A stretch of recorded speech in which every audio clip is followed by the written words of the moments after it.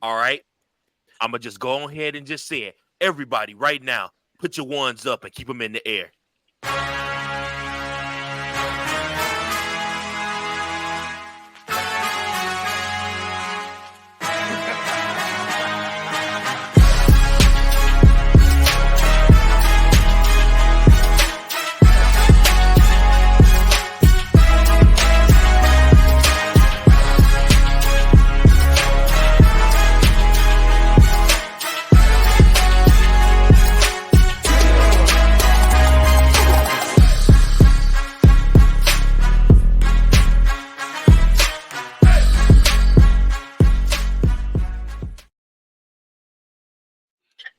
Welcome to the We Book It podcast, baby. Yes, sir. Yes, sir. Yes, sir. Yes, sir. Yes, sir. And everybody, we got our ones up because the OTC is back, man. The original tribal chief, Roman Reigns, not only showed his face at SummerSlam, costing Solo Sikoa the WWE Championship, but then again showed his face at the end of Friday Night Smackdown to approach Solo Sikoa and lay waste to everybody but one of the members of his bloodline.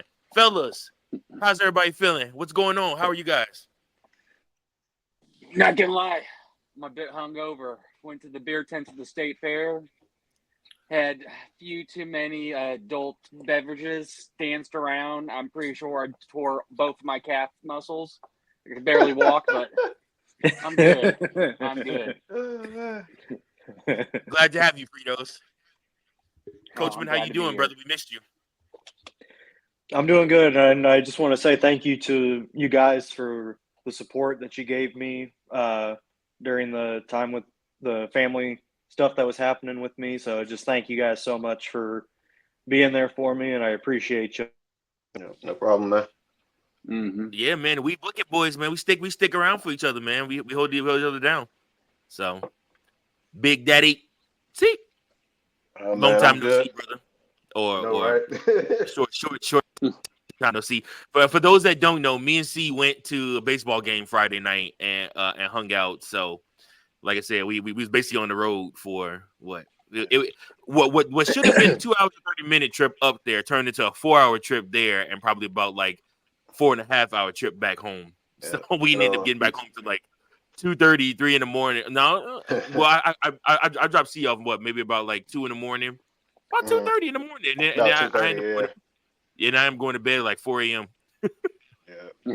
Good old crosstown classic in Chicago between the White Sox and the Cubs. Yeah, Both teams aren't doing well, but White Sox are one's doing better than the other though. Yeah, White Sox are the worst team in baseball right now, so they gave us a little run. It was a little shaky there for a moment, but we came out with the victory. So yeah, it was a good night. For sure. And it was a good night on Friday night because Roman Reigns returned to his home, which is WWE SmackDown on Friday nights, which will soon be viewed on USA. But for right now, it's viewed on Fox. And boys, how did you feel about Roman Reigns returning? I was ecstatic. I mean, SmackDown has been lacking in stars a bit, and I do believe it was due to Roman being gone. But when he came back, the loudest pop I probably heard for his woo-ah when he hit the spear. A little disappointed. I was hoping to see Heyman, but I'm assuming Heyman will come back shortly, unless he's going to bring back a baby. Who knows? But with the whole storyline, I'm excited. I'm still glad that Fatu's injury isn't serious, but they're trying to, keep him and Roman separate. So when they do finally meet up in the ring, it's going to be fantastic. Yeah, I think what you just said there, Fritos, about Fatu's injury, quote unquote, was the whole reason for that. They know how much of a star Jacob Fatu is, so they don't want to give us that kind of meetup in just a normal. Want to save that for a big event, and I'm excited for it. And as far as Roman returning, I mean, that's goosebumps. Literal goosebumps when he came back at SummerSlam, and even just that anticipation at SmackDown. I think that's what makes him so polarizing, is that people know he's coming, but you're still like that anticipation for him. And I think that time away from him, for him at least, after he lost to Cody at WrestleMania, I think that just only built his aura even more.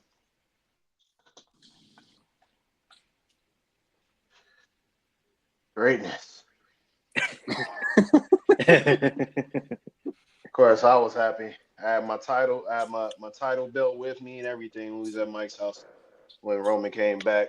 I was like, I told the boys, hand me my title. It's happening. Grabbed the title. I heard that music. Was up in the air. It was business. I'm happy that he's back. I will say on SmackDown, it did feel kind of weird because he didn't talk. So like he just popped up and started going to town, man.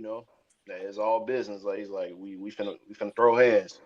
So it was a little bit weird, but I think he'll talk when it's time.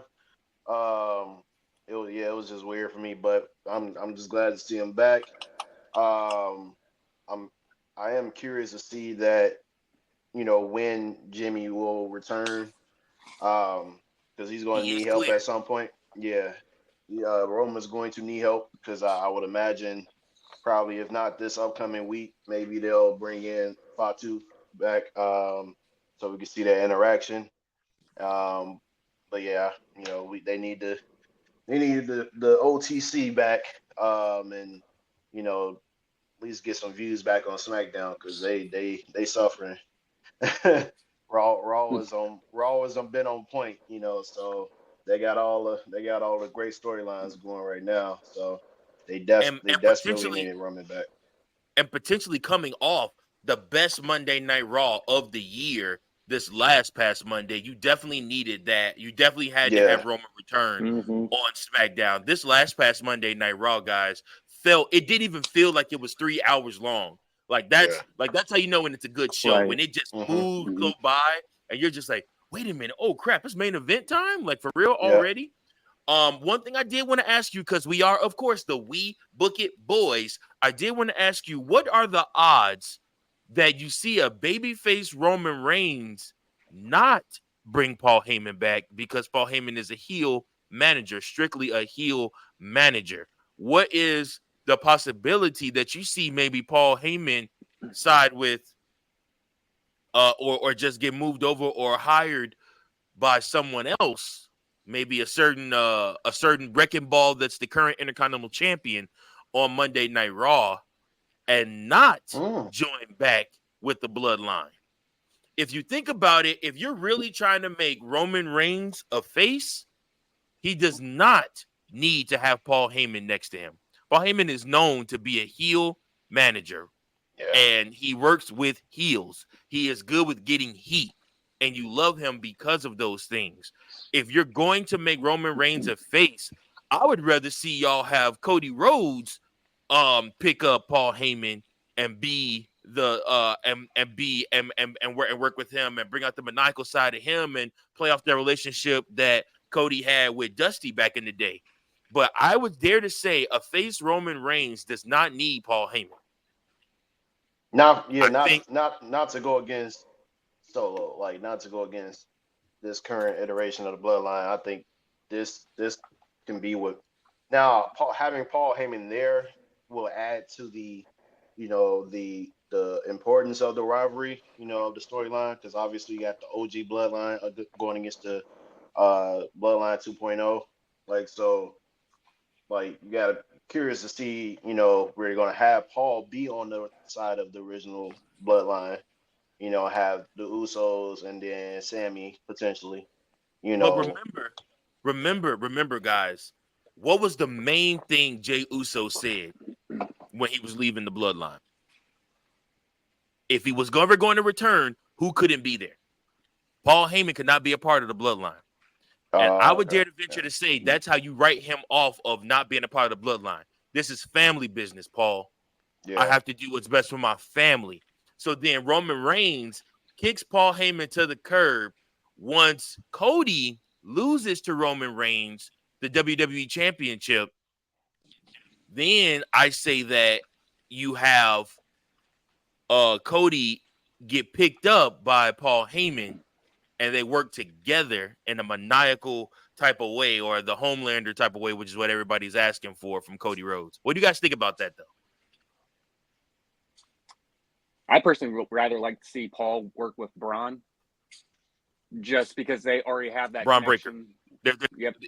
Yeah, it's two Brauns on Raw, so you Oh, got my to bad. say which Yeah, one. Braun Breaker. Sorry, I keep forgetting that. But I would like to see him with Braun Breaker. I mean, it would work well with his character now and somewhat of a relationship.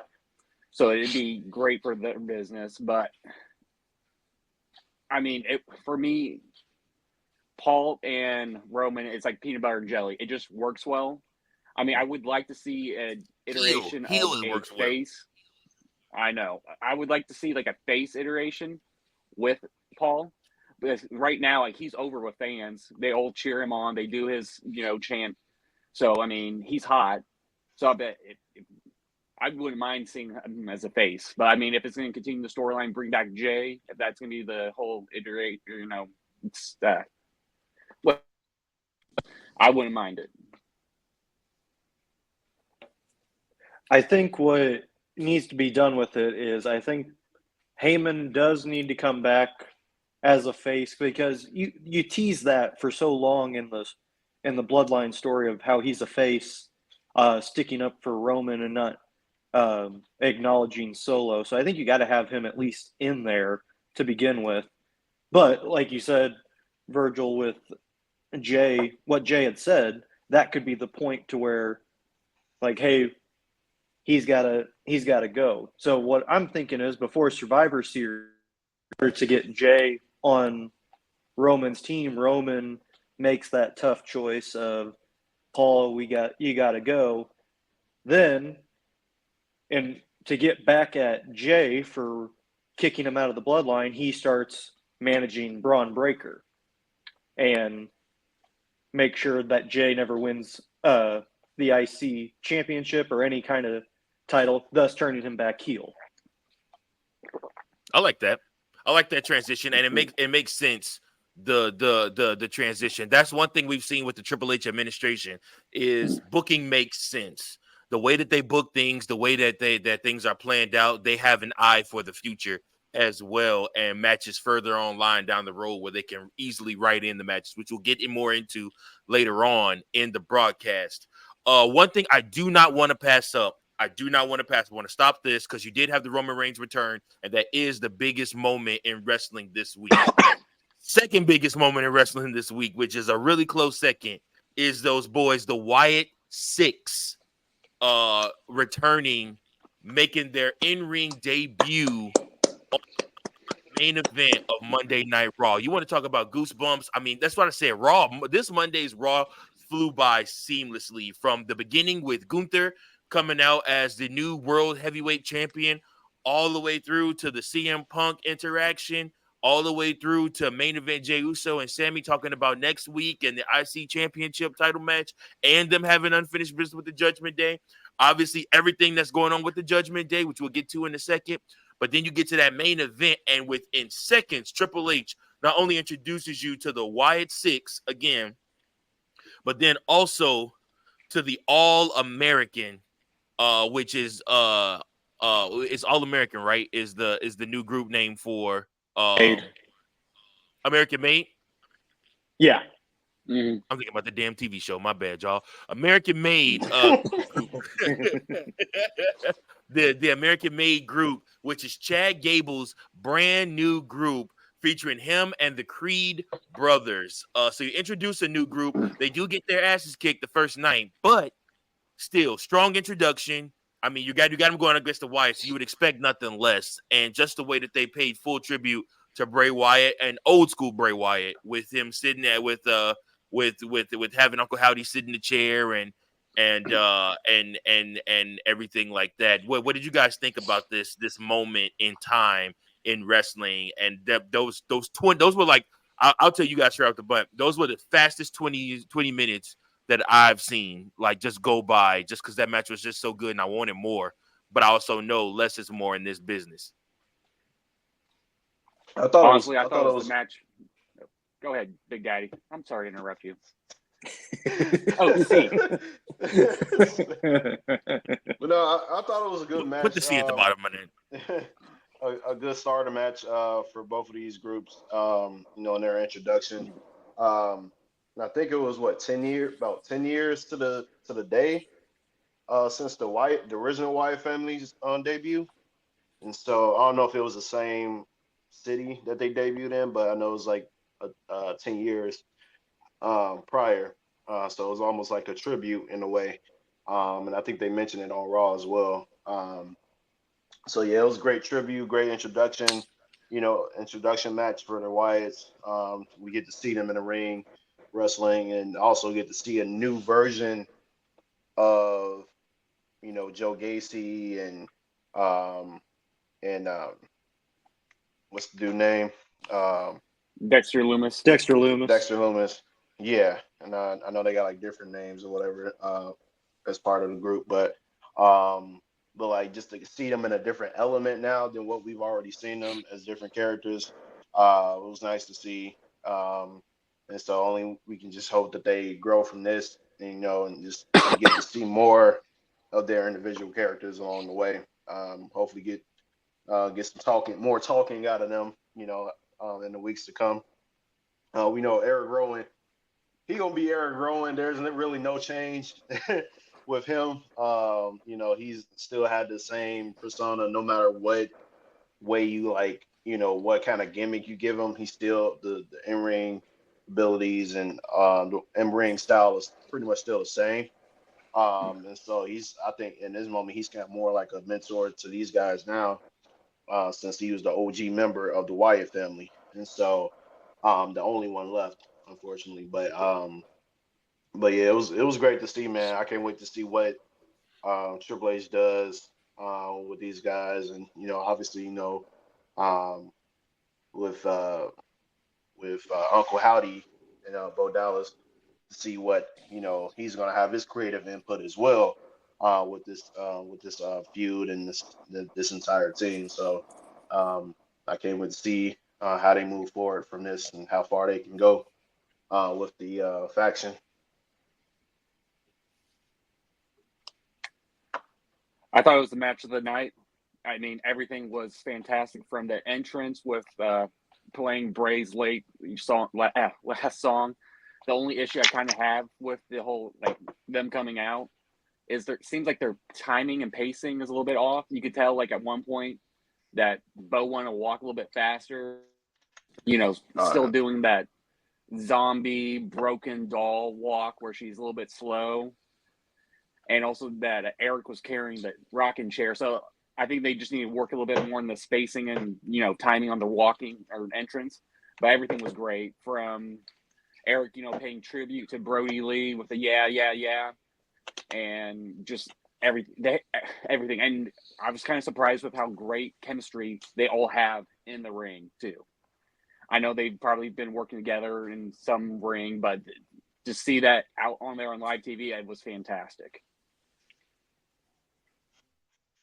Yeah, this match was just perfect, I thought, for an introduction for not only the Wyatt Six in their in-ring debut, but also American made, because I want to give them credit. This was not a squash match like I think a lot of people were anticipating, to where the Wyatt Six just squash Gable and the Creeds, but it made the Creeds look strong. It made that tag team look strong. The Wyatt Six is obviously stronger because of who they are. Also, shout out to Joe Gacy with what was that? A back handspring off the ropes into a double clothesline. Unbelievable. My mouth hit the floor when I saw him do that, because I didn't think a big guy could move like that. Hey, it's like one of those Shaq moments. Oh, not to cut you off. It's like one of those Shaq moments where I was sorry I wasn't really familiar with your game. Like for me, that's how it Yes, was. Like exactly. I didn't know he had that. I didn't know he had that type of athleticism in him. Like I didn't know that. So like that showed me something different, and I was like, okay, Joe. It makes you excited to want to watch their matches in the future to see what else they got in store for us. Definitely. Also, keep an eye out because Braun Strowman did tease potentially maybe or an interview or something along the lines, saying like he's keeping his distance because they would ignite a monster in him. So I do believe at some point he's going to be back with the Wyatt family and bring back some type of new character. Yeah, it's only right. Yeah. Sure, they need to do something. They need to do something with him, bro. Yep. Yeah, they got to do something with him, man. So my question is now is the Wyatt Six beat American Made in the ring. Is that going to end it with them? Or are they going to move on to a different family now, or a different person who betrayed their family? Or how do you guys think that's going to work out now? Yeah, that's a great question. I think the next big setup is going to be them going after Dom Mysterio. Ooh, the Judgment. I think that new Dom Judgment Mysterio Day. Yeah, I think that that you're going to see the Wyatt Six versus the New Judgment Day. I think that they're going to target Dom Mysterio during his matches. They may even end up being half the reason why Liv loses the world title back to Mommy or whoever she faces.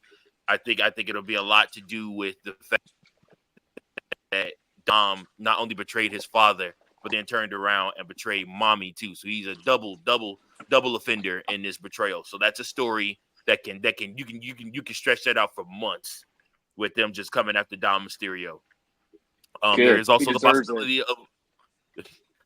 possibility of a Jey Uso. I mean, like I said, him and his family not getting along. Or you bring Jimmy back. Oh no, Jimmy's on SmackDown. That ain't gonna work. I mean, yeah, there's a possibility of a Jey Uso, like I said, and going after him as well. I mean, I know he's a face right now, but he was the other person and majority of those matches with Gable that they kept coming out while he was there too. So, like I said, I mean, people can still get traded. You know that, right? Oh man, true. They still get traded. The trades still happen on it. They rarely happen, but they happen.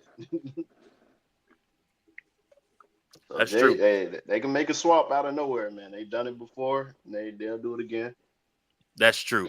One topic I wanted to bring up and talk with you guys about, Bobby Lashley finally broke his silence. I know everybody's been wondering, where the heck is Bobby Lashley? Where the heck is Bobby Lashley? What happened with the Street Profits and Bobby Lashley? Street Profits are in the WWE tag team title hunt right now, which we'll kind of preview and talk about the WWE. We'll talk about the tag team division as a whole in the WWE in a later segment on this show. But Bobby Lashley, where has he been? And then, of course, the stuff came out on X where because MVP posted, I think, an Instagram, and he basically almost sounded like he was signing off or retiring from WWE or leaving WWE once his contract expired, and he was proud of the stuff that he did while he was there. And what a career. I mean, what a second stint he made out of his time in WWE and made himself very, very important and very, very useful to Bobby Lashley and to the Hurt Business. And again, a lot of people started talking about why the Hurt Business wasn't brought back. And then they tried to slap that label on Triple H of racist because he would not bring back the Hurt Business and Vince McMahon would not bring back the Hurt Business and all these other things. It went from that to basically Bobby finally broke his silence. As of tonight, his contract expires with WWE, so he'll officially be a free agent. He does have a boxing match scheduled in the coming months in Las Vegas. But Bobby also revealed to us on an episode of the Laboratory with Plaz, he was asked what was going on with him in WWE, and he flashed a smile before taking a sip of water and diverting his attention to the injury. So Bob said this: I can tell you this, I had surgery.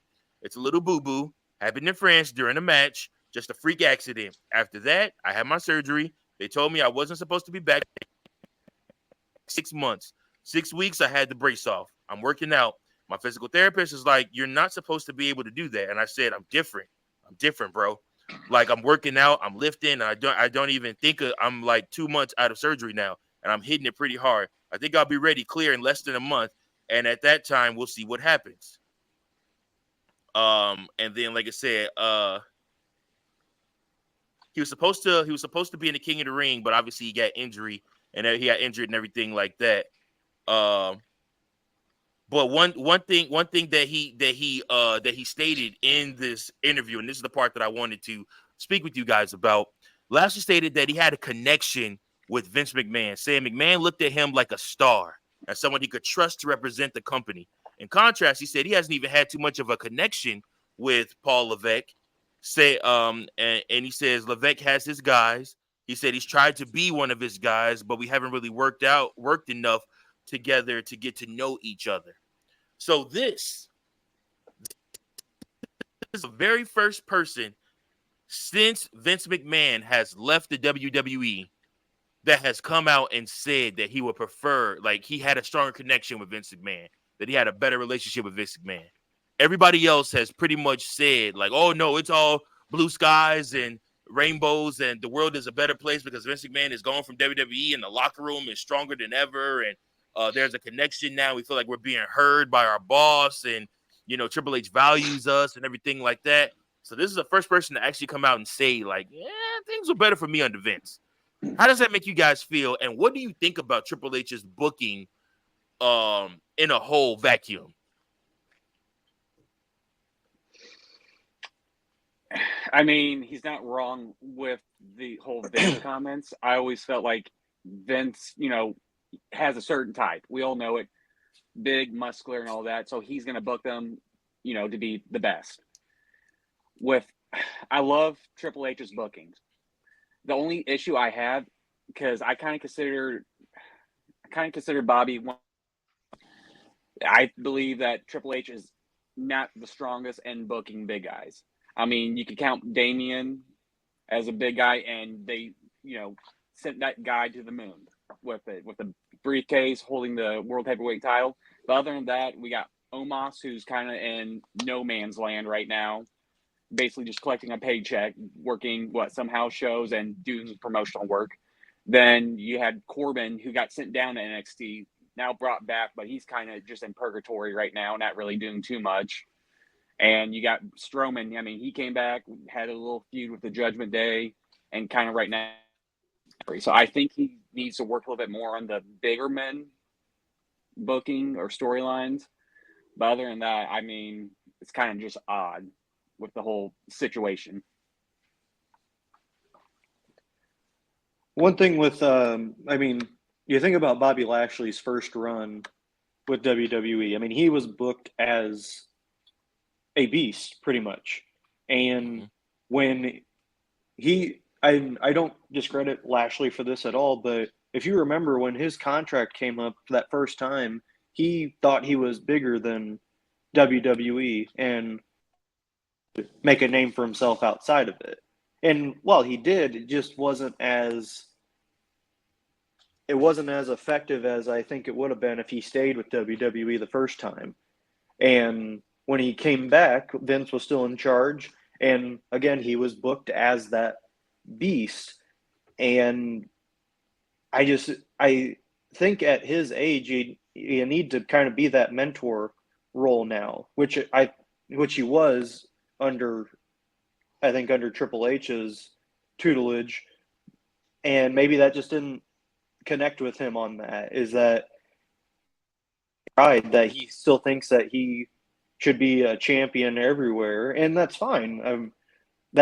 Sometimes that's a harsh reality though for star athletes, is that maybe you don't have it anymore, but they want to keep proving to everyone else that they still do.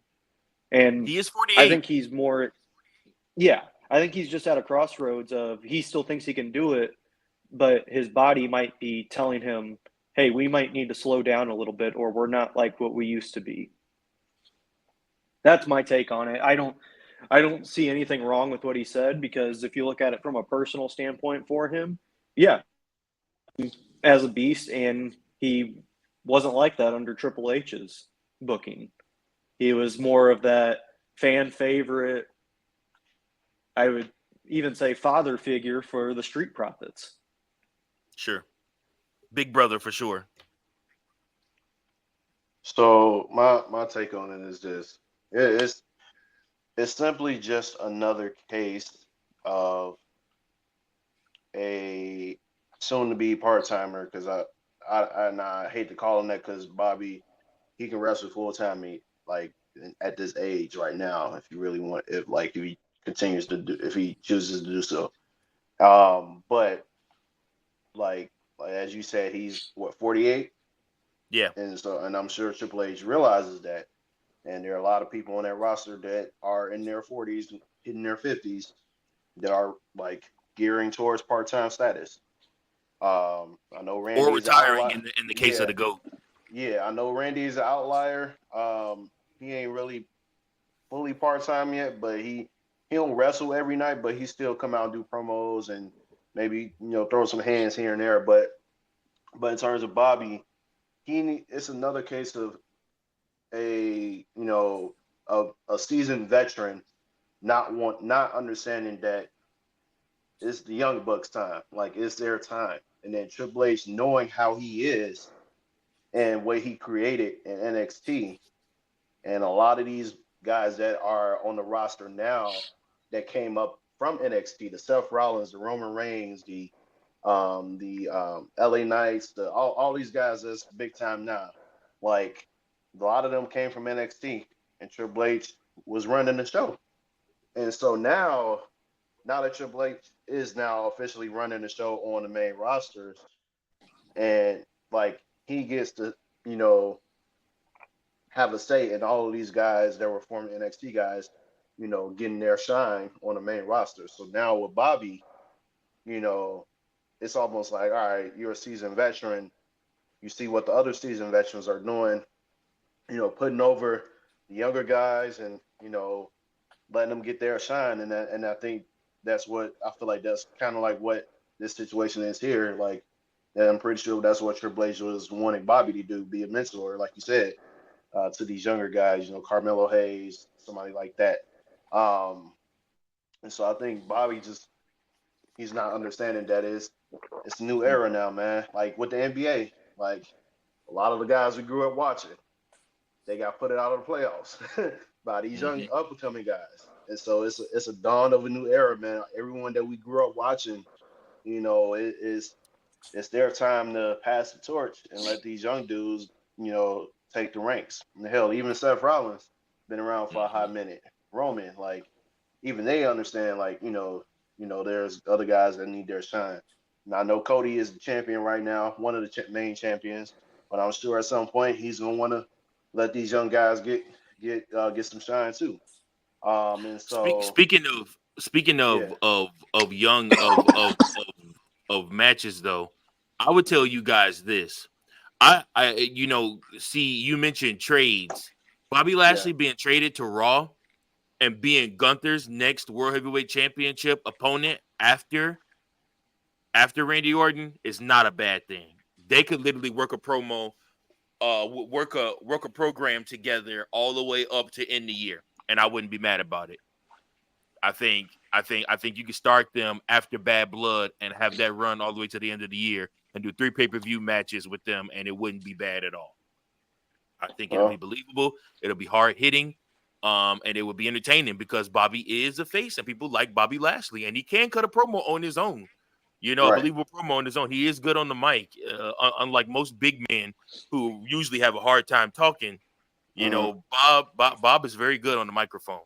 So it does sound like he is open to return to WWE. He did not hint in that interview that he was through with WWE, like MVP kind of hinted in his Instagram post. So I don't know.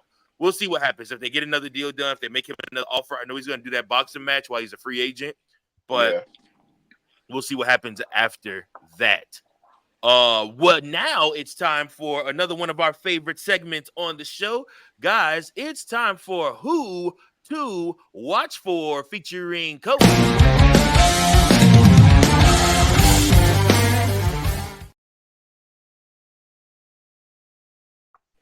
All right, so who to watch for this week? We are talking about 2 stars from WWE. We're talking one in NXT and one who made their main roster debut this past week. Let's stick with that on the male version. On the male, we talked about it before. Joe Gacy. I mean, where did that come from out of him? If you remember him in NXT, he was just kind of so and not really moving like that. But now he showed some great prowess and some great potential. So definitely something to keep on looking at if you are following that Wyatt 6 story, which I'm sure everybody is, because that's the main talk of, well, I shouldn't say the main talk, but it's one of the main talks of Monday Night Raw, because Monday Night Raw has been hot the last about 3 weeks or so. Then going into NXT, even though she lost her match for the North American Women's Championship, Tatum Paxley still looked very, very strong in her loss. And she has been someone who's kind of been on the down low. I shouldn't say kind of jobber status, but she's been booked to lose a lot. But I think what that showing is going to give her more momentum and probably book her in more high-profile matches under Chef Shawn Michaels, because Shawn Michaels has been cooking up some great stuff down in NXT as well. So hats off to him. But those are my for this coming week.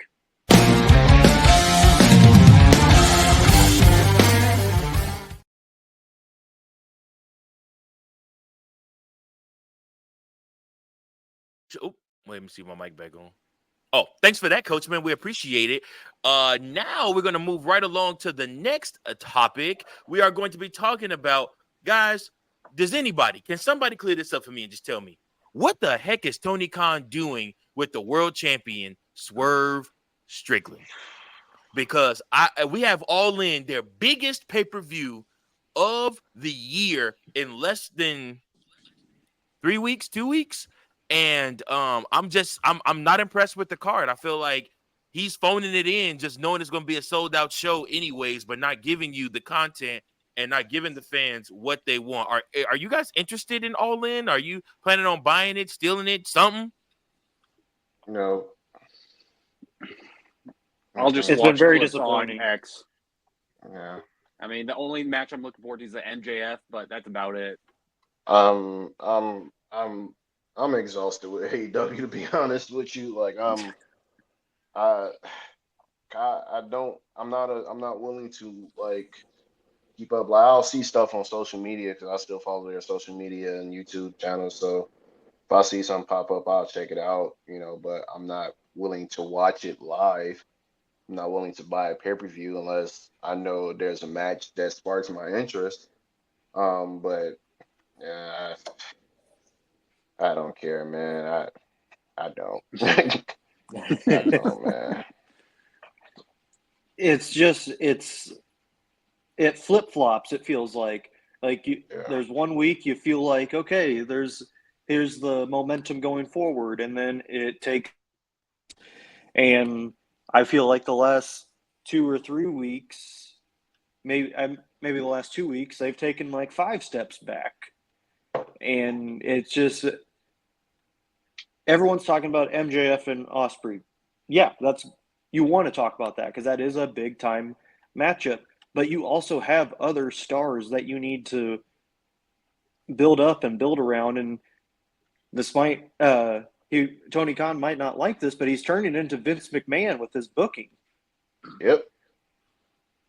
And he talks about how he hates that and everything, how he hates WWE, but very thing he hates.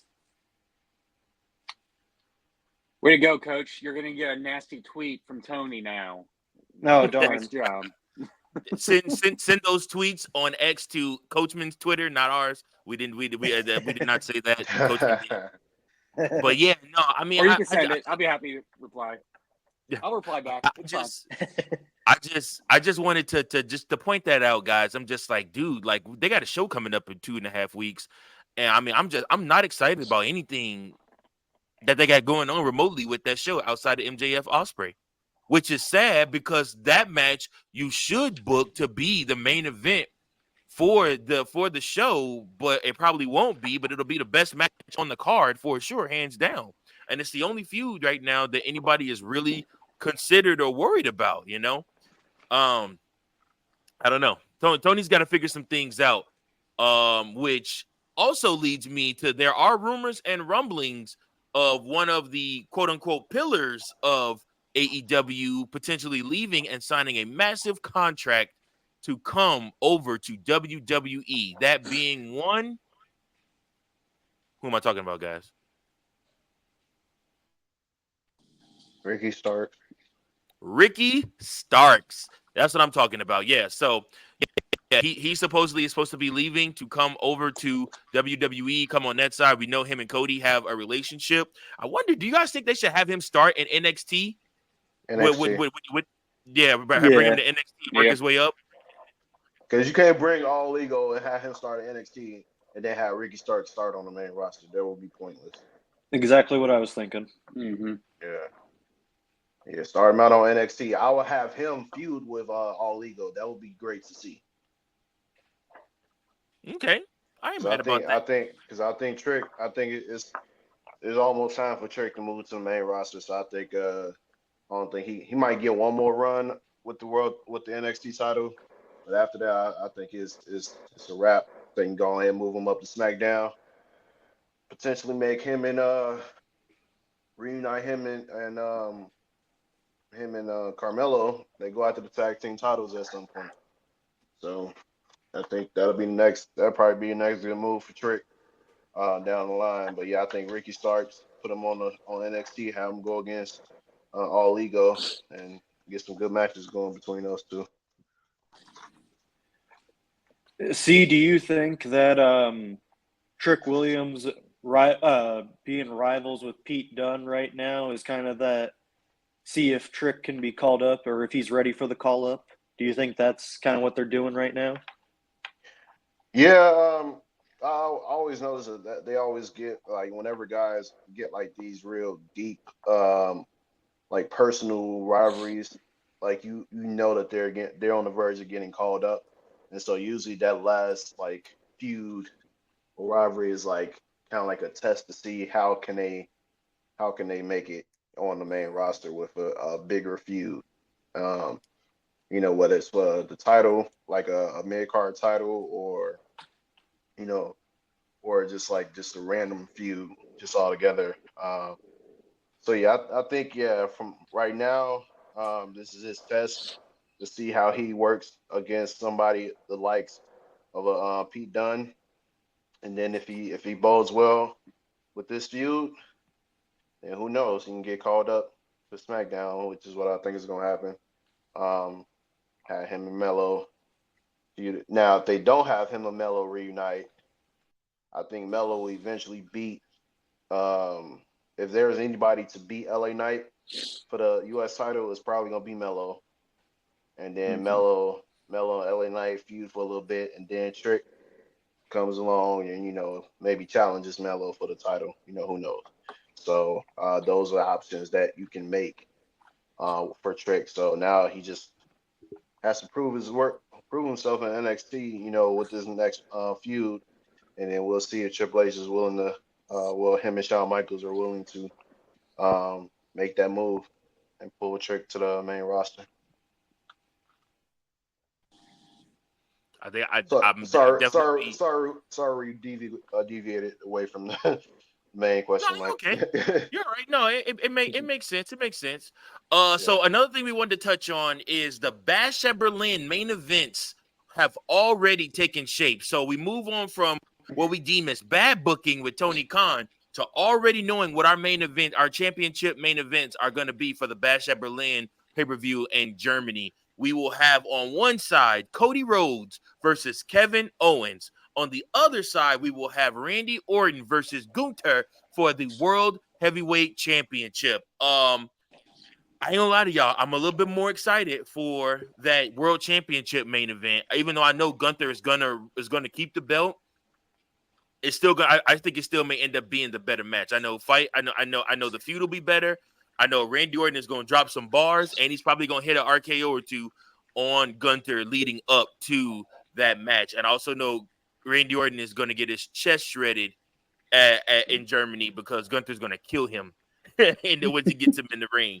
But you make Gunther look strong by having his first challenger be a 14-time world heavyweight champion and Randy Orton. So, I mean, you can't get any bigger than that. What do you guys think about that first pay-per-view, that first main event? I think it's perfect. I was shocked. I was like, when Orton came out there and he was the guy that was gonna be because I thought Priest was gonna try to get his rematch, but then I was like, nah, he too focused on Finn right now, so he'll try to come back and get his try to get a shot back at the world title down the line, but right now it's probably not gonna happen for a while. So I was like, all right, who's gonna be that next man up? So just for a little bit, I don't know why, I had this thought like when not his what is his name? What's the annoying ass dude name? Ludwig Kaiser? Kaiser. Yeah, man.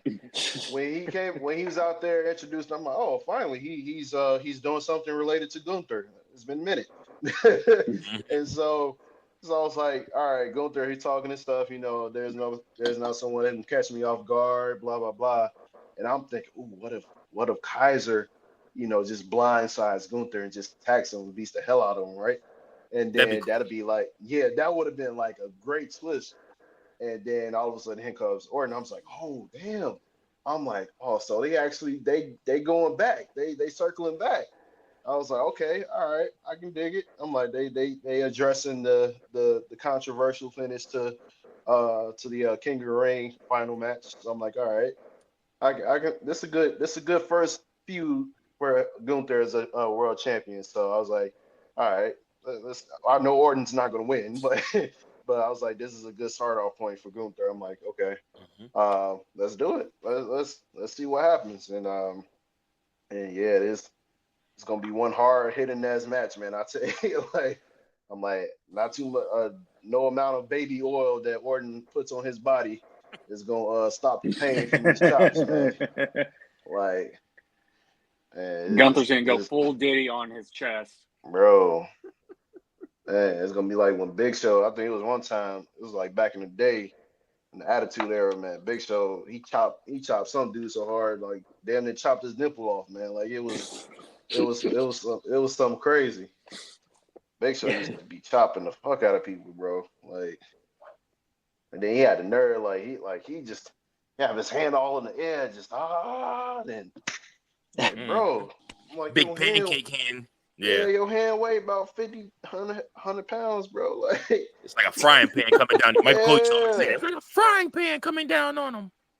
So, come on, man. but yeah, all right. No shows no mercy. Yeah, dude. Yeah. Oh, coach. So I was messing with Roland and I poked him in the eye and I said that I was like Captain Shane, no shows no mercy. He was like, what are you talking about? I was like, I just walked away dying laughing, dude. I was so happy. So happy. You should have hit him with that Joe Jackson. Hey, toughen up, Bill, man. Mark, he told Marley go get the switch, man. Now. I ain't gonna tell somebody go get a switch and they crying and being man. Like, what? Yeah, that would have been fun. That's what you told Roland. Man, stop all that crying. Be a man. Go.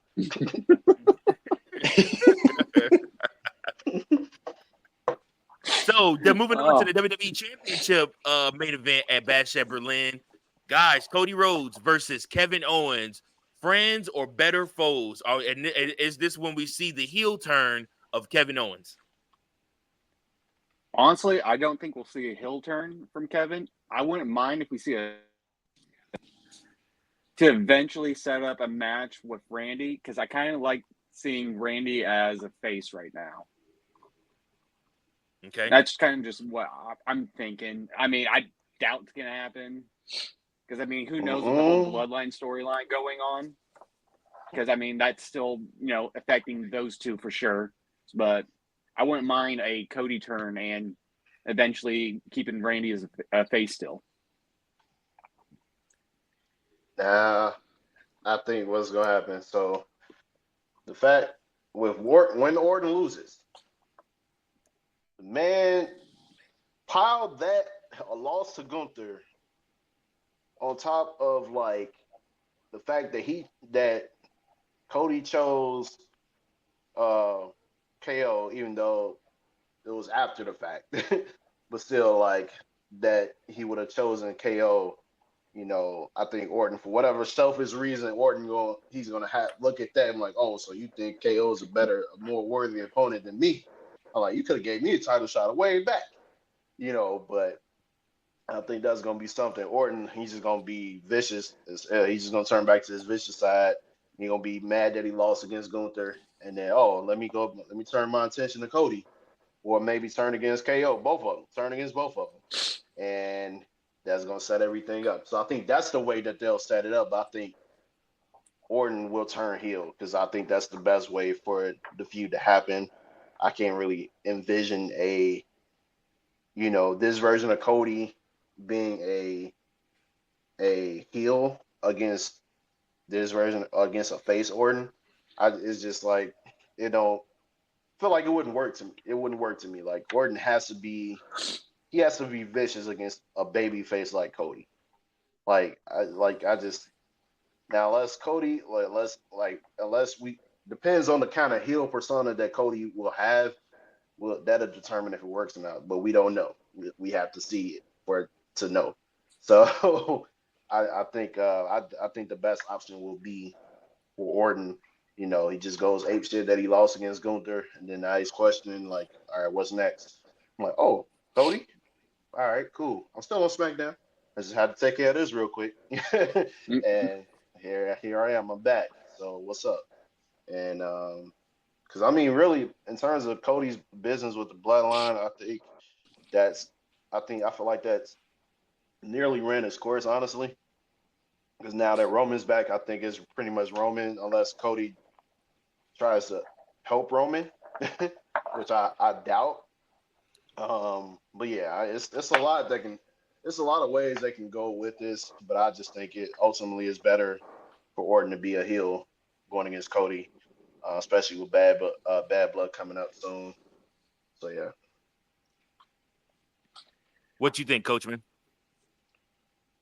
I don't know how you can go about this with a heel, but the only way I can see if their goal is to keep both KO and Cody faces while also keeping Orton as a face too, it's an unpopular opinion, but you got to have the Bloodline interfere again. And to cause a DQ, a disqualification where Cody still keeps his championship. Owens doesn't have to eat a pin or anything. I just think that's the way they're going to have to do this. I'm not mad at that. Owens hasn't shown the heel tendencies unless something changes in the next couple weeks leading up to it.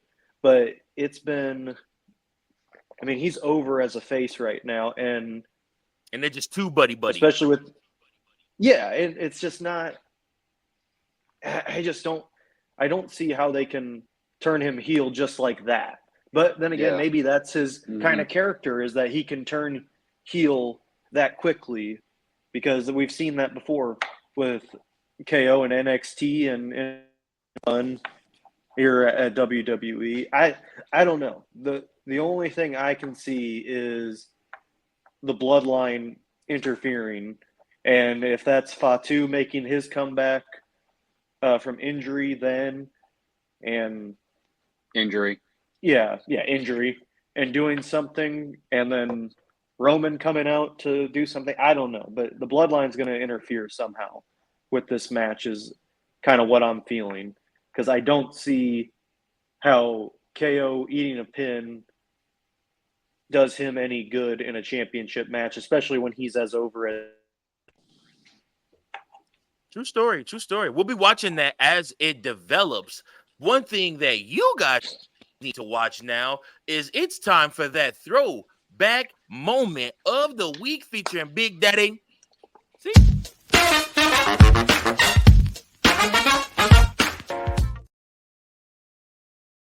I was thinking about this as we were discussing earlier segments.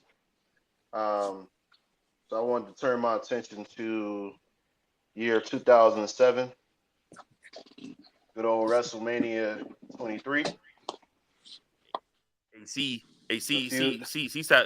Sound like one of them one of them country Baptist preachers taking his text to start the sermon. I'm gonna turn your attention to Psalm chapter 10. We're gonna go Psalms chapter 15 and the New King James Bible. Right. Help me your Bibles. Turn to the second chapter of John. But no, but yeah, 2007 WrestleMania 23. Very awesome pay-per-view, man. You had so many great matches. But to me, what stood out, I mean, you had the Money in the Bank. It was like, I think that was the first, I don't know if it was the first 8-man Money in the Bank match. But you had like the who's who, like, but we think about Jeff Hardy doing that ladder drop on Edge, and they both had to get like carried out, stretchered out. We think about Bobby Lashley versus Umaga, hair versus hair, Trump versus McMahon, just matches like that. But there are two main events that stood out. Shawn Michaels and John Cena being the final match of the night, which I think shouldn't have been a main event. Which brings me to the match that I'm about to bring up for the throwback: Batista versus The Undertaker. A long-awaited match. Ever since Batista became world champion, and he actually it was like fresh off his return after his injury, and he made it to he was on SmackDown for a little bit, and that hint that Teddy Long kind of hinted at, with the possibility of Batista going against Undertaker, like that finally came into fruition. Undertaker chose Batista after winning the Royal Rumble of that year. It was between Cena, Bobby Lashley, and Batista. And obviously we knew Bobby Lashley was not going to get chosen because Undertaker ain't going after no damn ECW title. But we knew we knew it was Batista Undertaker. That was the money match that everybody wanted to see, and we were going to get it. We got the powerhouse. Batista was hot, like as hot as he's ever been, in 07. And finally we get Undertaker. Undertaker is his second stint, like his resurgence era, I guess I would say. Like I consider this his true prime of his career, because Undertaker was on fire in 07. And so we got Batista versus Undertaker, high stakes match, back and forth. It was everything that you thought it was going to be, back and forth, power hitting matches. Undertaker doing his high flying maneuvers as usual. Batista, doing power slams through the Spanish announce table, all this, but Undertaker, kicking out of Batista bombs and everything you could think of that Batista could throw at Undertaker. Undertaker prevailed, and then he hit him with that tombstone. GG's, man. 1, 2, 3, and Undertaker wins his world title, his first world title after what?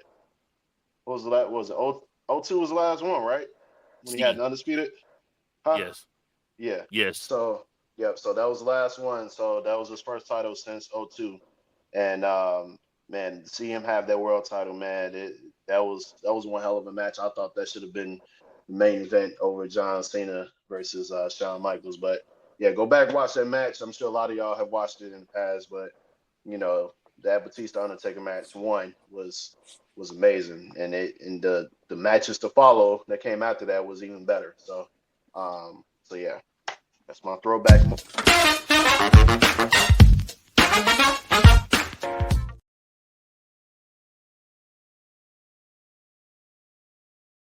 All right, appreciate that. See, we got one last pick for you on this episode. We want to talk about the WWE Tag Team Division and the state that it's in right now. It is pretty barren. I want to bring up the fact that the former WWE Tag Team Champions, DIY, literally just complained at the fact that they don't understand why the Bloodline need to have a stranglehold on the tag team titles again. And these are Triple H's boys. Like if you know Triple H, you know DIY. Like he's basically their old. So Yeah, like I said, yep. I mean, but just the whole state of the division. What do you guys think about the tag team division? And are there any tag teams that you care about right now in that tag team division? I want the Street Profits to get their shine, man. But like I know they've won tag team championships in the past, but I feel like they didn't really get a good run at it because of the Usos. The Bloodline trying to, basically I think the Usos took the titles away from them when they became the unified champions. So They beat them for the Raw tag team titles. Yeah, They beat Mysterio's the Mysterios for the SmackDown tag team titles. Yeah, so I just think they just been getting bounced around, man. Like, they've had their opportunities. They've been NXT tag team champions, so they have some, accomplishments, but in the grand scheme of things, they haven't really gotten that chance to be that dominant team. Like, yeah, they've been champions, but we didn't really look at them as a dominant tag team in the division, in their respective brand. And so I just feel like they're far past their just due in that regard. But I think Montez has so much potential as a solo guy. And I think it's you only have so much time left to do something with these guys. Because we thought hooking them up with Bobby Lashley, with their faction was going to turn things around, but it didn't. The booking was terrible, and gave him a trash ass name. What was it? The Circle Life. What was it? The Pride. The Pride. Yeah, the Pride. Yeah, that's right. The Pride. But yeah, like it was just, and then you had them jobbing to who were they losing to? Goddamn, what was it? Killer Cross? Well, Karrion Kross and his crew. The Final Testament, the Final Testament, yeah. Mm-hmm. Like had them losing to them. I'm like, yeah, it's over. Like, go ahead and nip this in the bud, bro. I'm like, y'all, just go ahead, man. I'm like, the Street Profits, man, it's crazy. And then when you watch the reality TV show with Bianca and Montez, it's almost like you kind of see behind the scenes, like they really want to, make a name for themselves, and they had that big tag team win at WrestleMania. What was it 39? And so, but I just want to see them finally, get a good run as tag team champions. So we'll see if that happens. If they go against the Bloodline and win. So that's who I want to see really. Coach Fritos, y'all got any teams that y'all think need what one y'all want to see excel? You could go, Coach. I'm still trying to think of some. Really. Okay. Well, as for the state of the tag team division, I think it is a division that is still trying to remake itself, if that makes sense. Like, sure. It's still trying to create those big name tag. The Attitude Era, we had, you were looking for 16 or a 6-man tag match between the Dudleys, Edge and Christian, and the Hardy Boys. You don't see that with this division. And I think it's just due to lack of star power. I really think that's why you have the Bloodline and Judgment Day as your champions right now, is because they bring star power, even if it is Tama Tonga or Tongaloa. It's still, you hear Bloodline. Similar. Yeah. Right. That's his name. Similar. Oh, bro. Similar with an eye but But you hear Bloodline, boom, automatic. You think Prestige, even if it is the knockoff Bloodline. The equity. They have equity in the name. Yeah, but for me personally, yeah, I want to see the Street Profits, like you said. I want to see them their shot, and I might be an outlier here, but I'm a big DIY fan. I love watching their matches. I think they cut great promos until that theme song hits. Outside of when they give the promos backstage and walk out, then that theme song hits, and I'm like, we could maybe work on that a little bit more, because that intensity you just showed me in those promo, it's not matching what Def Rebel just gave you, and it's not your fault. So let's work on that first. But That's funny. yeah, so Who is this Def Rebel, by the way? Are they like people like that do their stuff? The WWE appointed company that does all their stuff. Oh, so it's not an actual rock band. It's an actual company that just does music. So they basically they're the new Jim Johnston, basically. Yeah, they're the new CFOs. Damn. If you'll notice, each one has their own style too of how they do stuff. Like Jim Johnston was very heavy on the crash cymbals, and a lot of organ and a lot of keyboards and keys and guitar stuff. And CFOs was basically had everybody with like rap themes or whatnot, or they all had the same beat, like, coming out like that. And then if you'll notice, Def Rebel is more towards your rock, your more rock band. So yeah, Fritos, you have anybody?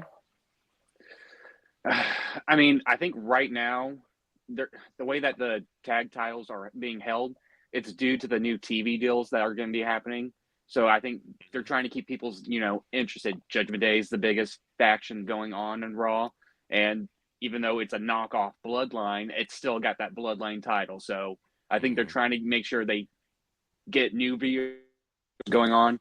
Then they're going to mix it up. I mean, yeah, you guys mentioned Street Profits. I can't really think of anyone really on the SmackDown side. At least on the Raw side, I know they don't need it to be the Wyatt Six, but that will eventually happen.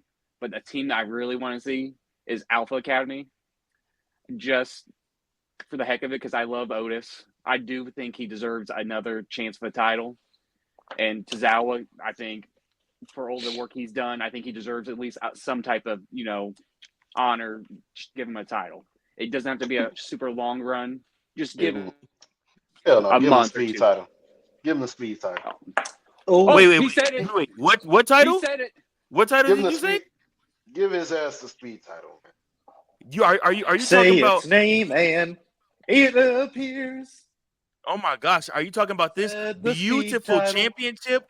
Hey, you know how in video games when you put in certain codes, you hit certain so you get like certain prizes and stuff like that.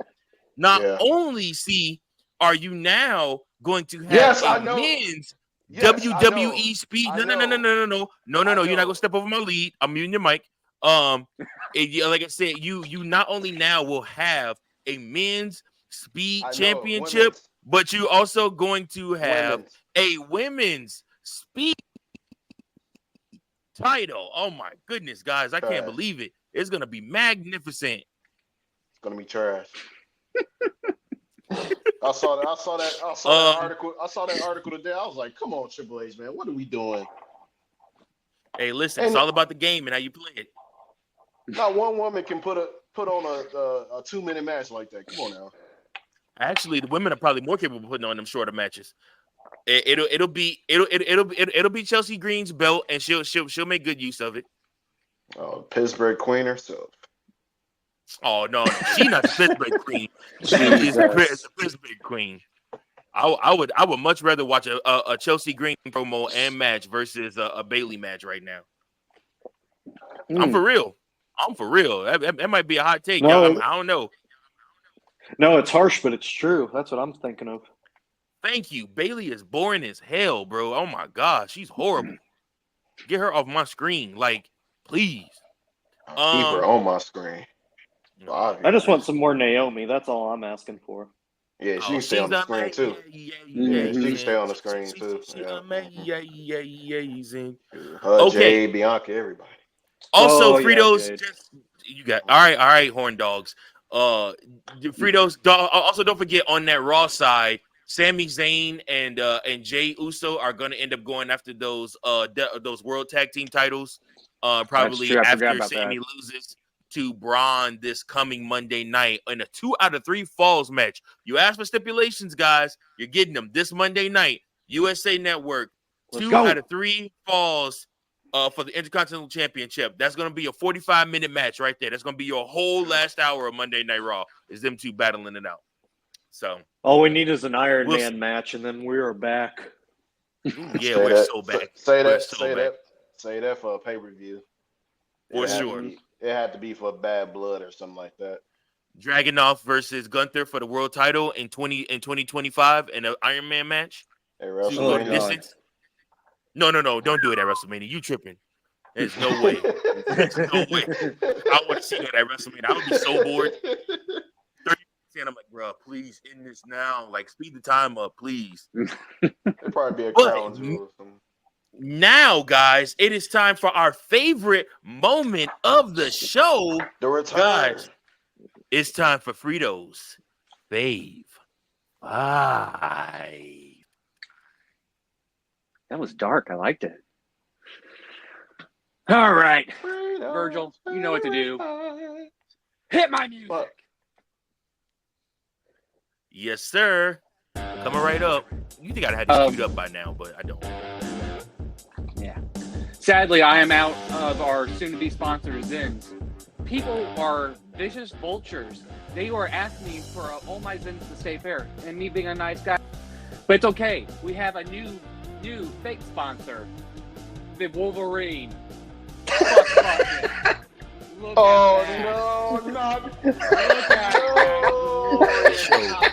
This show will never, ever be able to have any actual sponsors because of Fredo.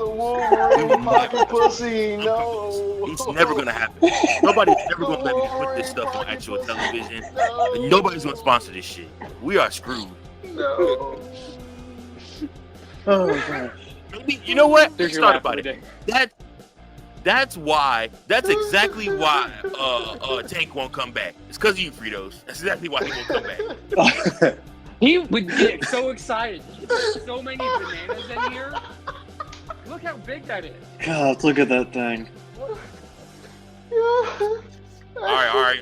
Come on with the 5. That's crazy. Can you do it slower next time, Fritos? Oh, I will. Hey, the Wolverine got 3,000.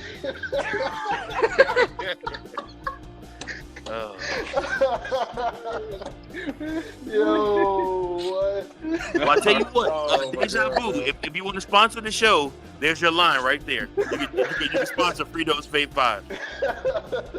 Oh my gosh. All right, let's start. What were we talking about? What were we talking? At number 5, I've got Bronson Reed hitting Seth Rollins with 5 tsunami drops, which is crazy, making him spit up blood. And I'm expecting big things in his booking. At number 4, finally, L.A. Knight coming out with the gold, cutting a promo, finally seeing his next opponent being Escobar, which I called it, by the way. Number 3, I've got the Wyatt 6. Everything from their entrance, everything was perfect, fantastic. Can't wait to see more coming from them. At number 2, I've got the Terror Twins. They are out looking for blood against the New Judgment Day, and it's gonna be fantastic when you see them at Bad Blood. It's gonna happen. Then number 1, you know it's coming. Gentlemen, throw them up for your tribal chief. He is back, Roman Reigns, and that has been a Fritos Fave 5. Yeah. Thank you, Fritos. That Fave 5 moment. All right. So, Big Daddy C, what would you give it? What would you rate this 5? I'll give it an A. Yep. Coachman? Fritos, who was your number 5 again? Just to recap real quick. Bronson Reed, The Knight, Wyatt 6, Terror Twins, and Roman Reigns. Okay, that's an A+ in my book. Yes. Call him Mr. Triple, because I'm going ahead to give you that an A as well. It was really good. Fritos, Great list. That's one of your better lists that you've done on this show. I was very, very pleased with your list. I could agree wholeheartedly. Coming off these strong weeks that all these people had. So good job with that. Now, for all of you, our viewers, you can let us know what you think of Frito's list. And we also need you to like, subscribe, and share the channel with everybody that you know loves wrestling. We are growing the channel. Guys, we are soon to be streaming live on TikTok, as well as trying to get streaming on Instagram when we go live and do our episodes. So big things coming for this. Our viewership is growing. We are trying to get to 2,000 subscribers by the Royal Rumble, which the Royal Rumble, guys, we might be doing a live broadcast from the Royal Rumble if we can get everybody to come. So, I mean, like I said, we got big plans coming up for you, big things. So stick with us. We love you guys. Thanks again. Keep those booking pencils sharp. Keep on booking. Till next time. Peace.